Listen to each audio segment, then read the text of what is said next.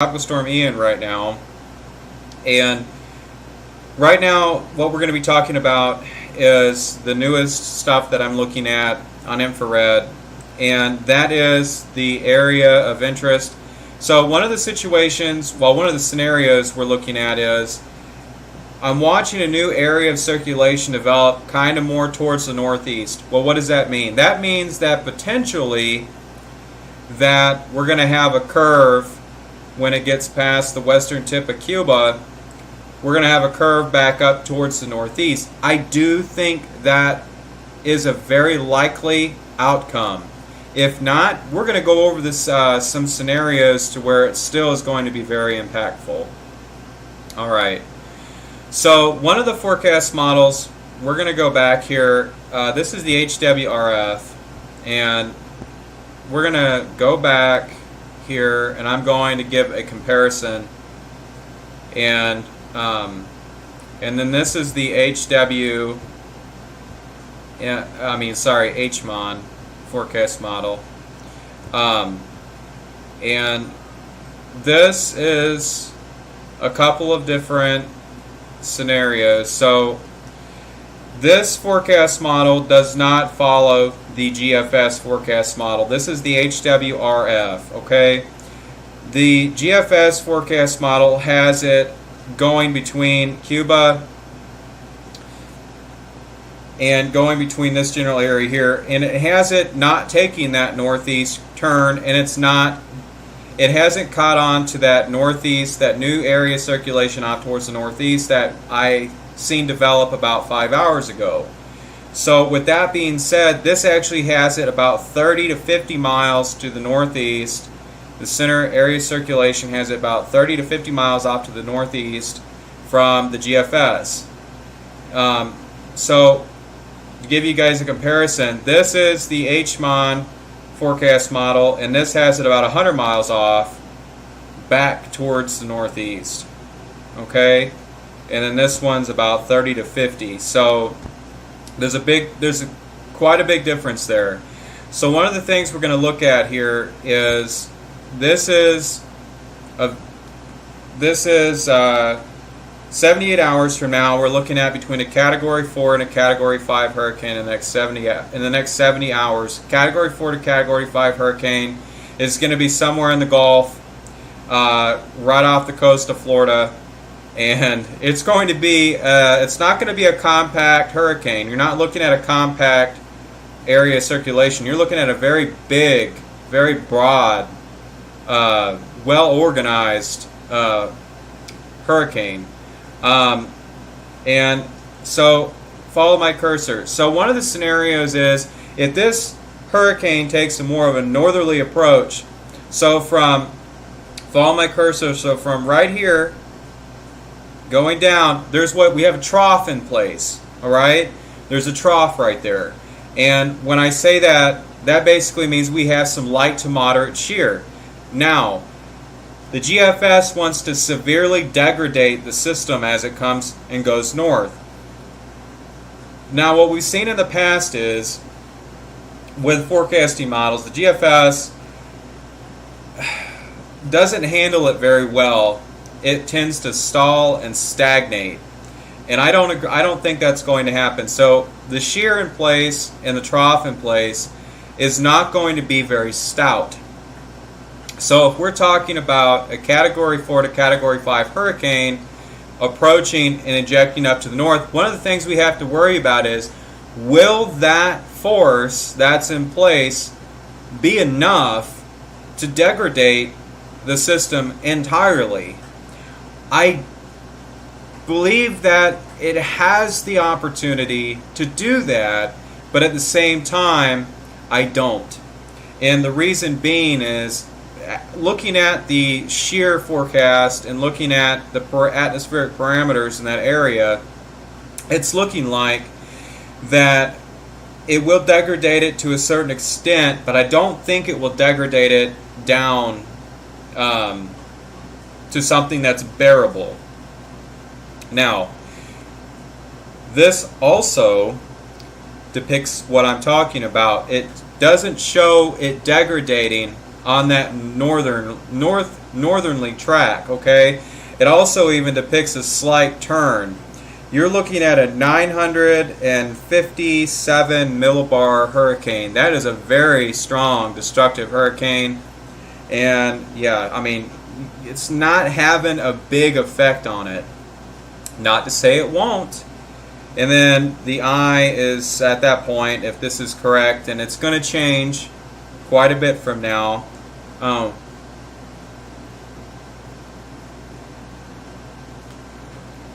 But you're still looking at a 969 right there.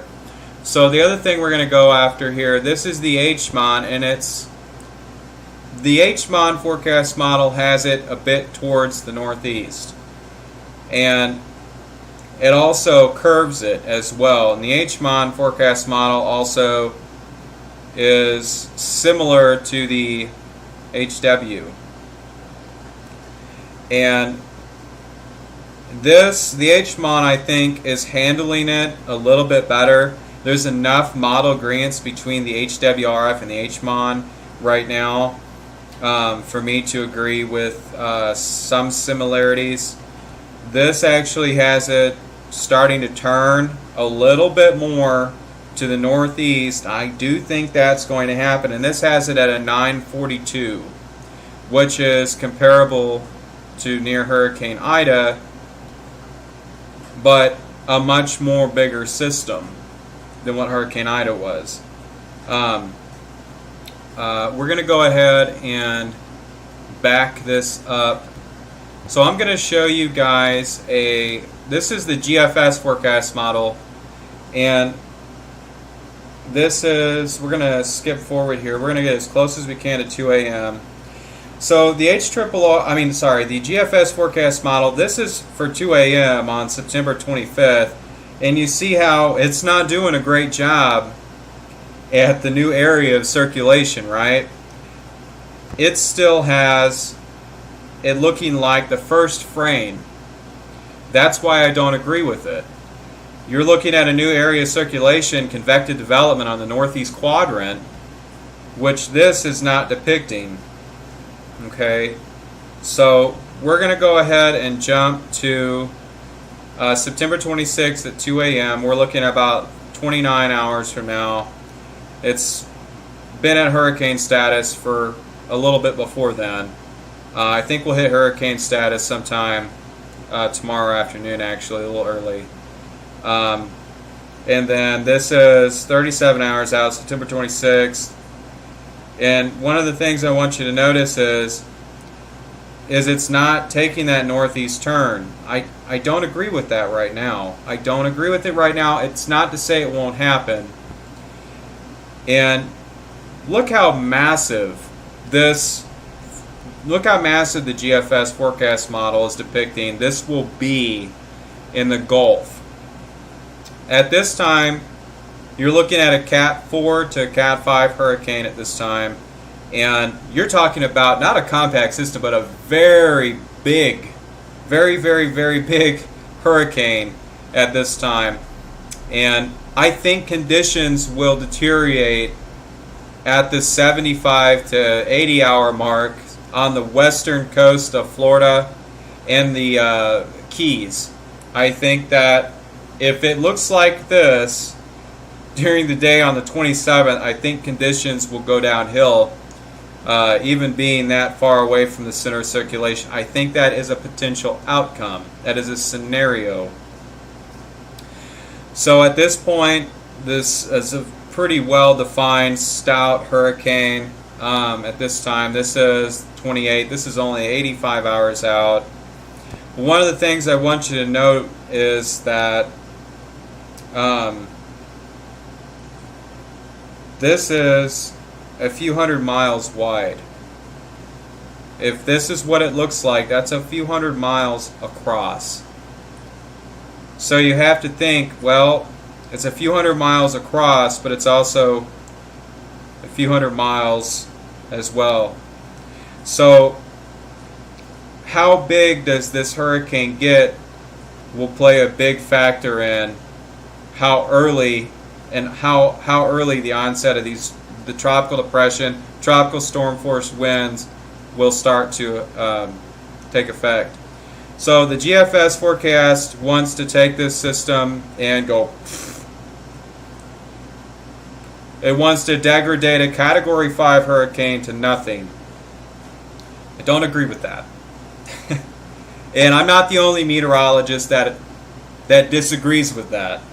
There are plenty that don't agree with that. And, you know, there's quite a few. I don't agree with that. I'm just using this as a depiction to show the consistency with the other forecast models on the size and the potential size that it could be as well. And this is a satellite imagery of it as well. And on the National Hurricane Center, it shows the circulation being right here. But what I am seeing is on that last 3 frames right here, I'm thinking that a new area has just formed right in this general area up towards the northeast. And if it does that, it's going to take more of a northeast curve. So that's kind of what we're looking at right now. Right now we're sitting at a minimum pressure of 102,002. And we'll go ahead and go down here. This is the latest from the National Hurricane Center, the cone of uncertainty. And that's where the circulation was at 11 o'clock. And I'm thinking it has readjusted itself to the northeast. And they're doing a pretty good job as well with saying it's going to be a little bit further towards the east. It did shift a little bit further towards the east as well. And then major hurricane status, pretty close, just a few hundred miles off the coast at that point, maybe 150, 200 miles off the coast at that point. And then hurricane status 8 p.m. to Thursday. So the cone of uncertainty is definitely still there. I do think it's going to take more of a turn, more of a northeast turn. If it does take more of a northeast turn, you're looking at a more violent hurricane making landfall, and you're looking at potentially Category 3 to Category 4 hurricane. Now, if it goes anywhere in this general area right here, it takes a more of a hard northeast turn, I wouldn't be surprised to see something a little stronger than a Category 4 right in this general area here. So keep that in mind. That's the worst case scenario. So thank you all for joining. I appreciate it. We'll have another live tomorrow sometime after work. I get off at 11, so probably do it then. You all have a great night. Thank you for joining. I really appreciate it. Renee, yes. Florida needs to be on guard. Florida needs to be on guard. I'm sorry I wasn't looking at guys' comments here. I have a couple areas that I've spotted, Jen. Yes, Renee, Florida. Florida needs to be on very high alert. But south, yeah, landfall between Pensacola and Tampa. I do think it is a good. I think it's a good probability. I really appreciate you all joining, and you all have a good night. We'll have another live sometime.